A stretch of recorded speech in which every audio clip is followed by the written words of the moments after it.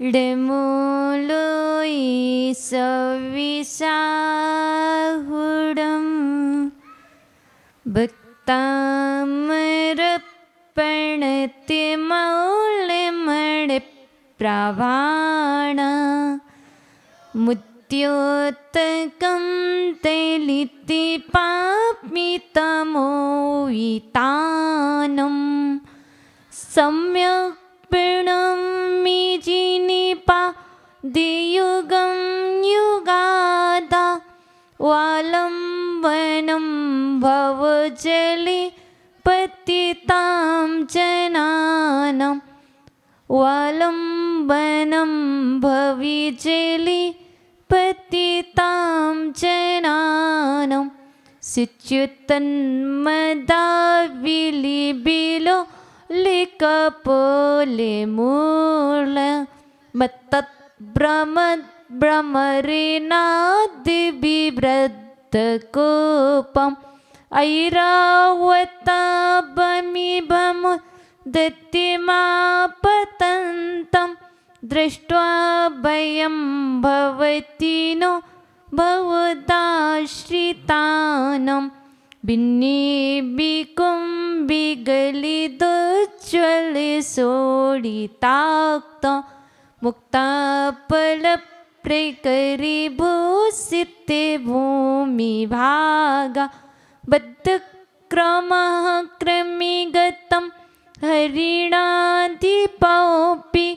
नाक्रामति क्रमियोगा चले संसृतं ते कल्पान्तिकालिपविनोदते वैनिकल्पं दावानलं ज्वलितिमुज्ज्वलमुत्स्फुलिङ्गं विश्वं जिगस्सुमि विषम्मुखिमापतन्तं त्वन्नामि कीर्तनिजलं समीयति शीशं त्वन्नामि कीर्तनिजलं समीयति शीशं।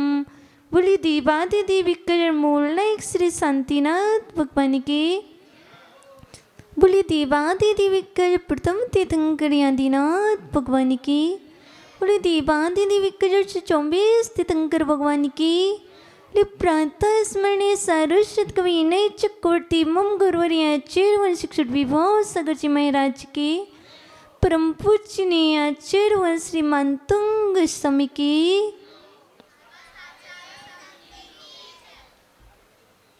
प्रिय अद्भुत हे माँ चिनवाणी तेरी जय हो सदा विजय हो। तेरी विशाली पद में श्रोता सूर्य का उदय हो, श्रोता ब्रह्म का उदय हो। प्रिय अद्भुत आज हम सभी वक्तम्बर स्त्रोत में 38 नंबर काव्य में प्रवेश पा रहे हैं। मैं आपसे एक बात पूछूं? आपको हाथी से डर लगता क्या? नहीं लगता, कोई बात नहीं।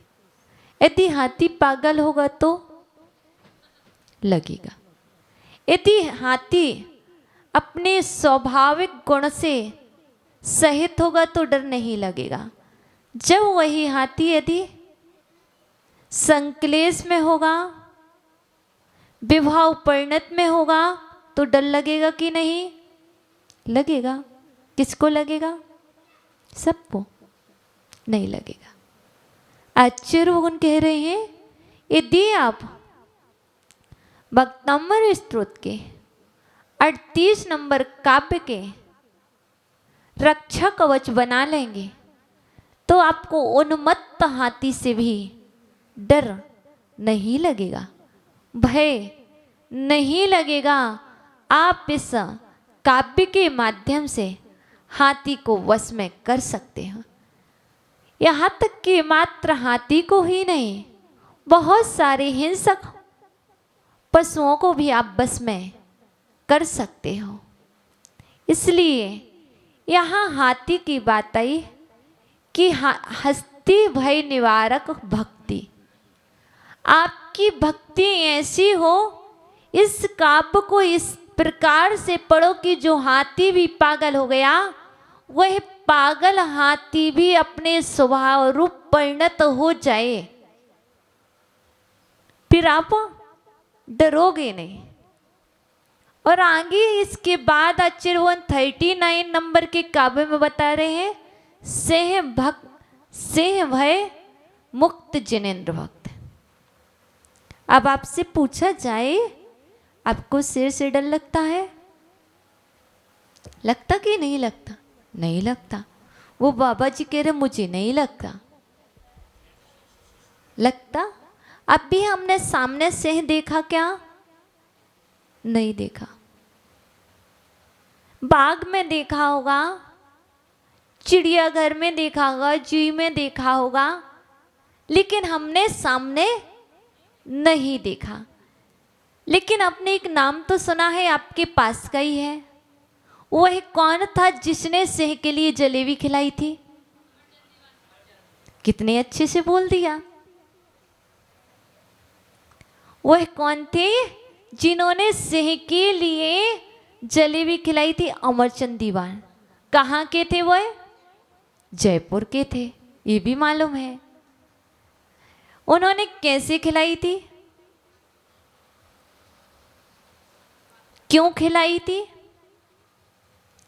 तो यहां पर जो 39 नंबर का काव्य आया है, इस काव्य में कुछ ऐसा ही प्रसंग है, तो जो घटना आपको ज्ञात है उसी घटना से आप समझ सकते हैं।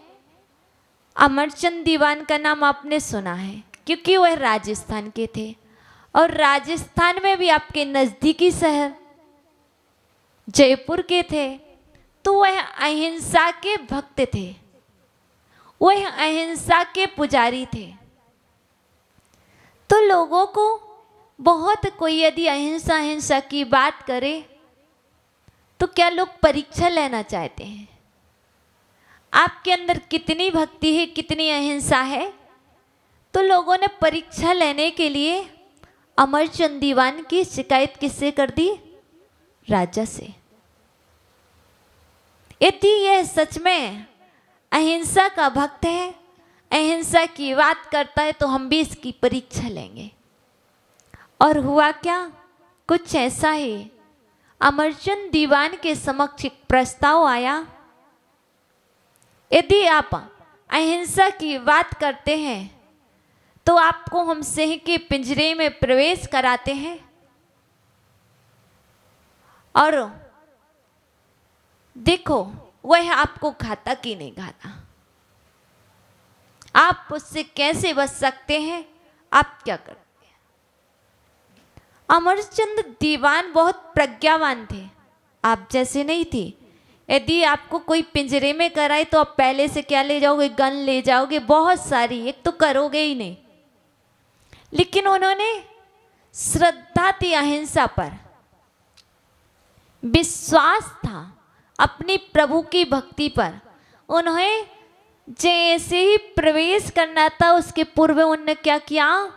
गरम गरम ताजी ताजी क्या बनवाई? जलेबी बनवाई। जलेबी बनवाई कि जबेली बनवाई? दोनों नाम आते हैं, ठीक है। और उसको लेकर के अमरचंद दीवान कहाँ गए? उस सिंह के पिंजरे में प्रवेश कर गए। अब क्या करोगे आप सब? क्या करोगे? सिंह जलेबी खाएगा कि अमरचंद दीवान को खाएगा? जलेबी खाएगा। खिला के दिखाना। जलेबी खाएगा तो खिला के दिखाना। तो वह उनकी भक्ति थी। आपको मालूम होगा कि जिसके अंदर सच्ची भक्ति होती है, श्रद्धा होती है, तो सर्वप्रथम अमरचंद दीवान ने जलेबी नहीं खिलाई, क्या किया? उपदेश दिया। क्या कहा था? हे स्वयं सिद्ध मृगेंद्र, हे वनराज, मांसाहार तुम्हारी आदत बन गई है। ये अमरचंद दीवान का संबोधन था।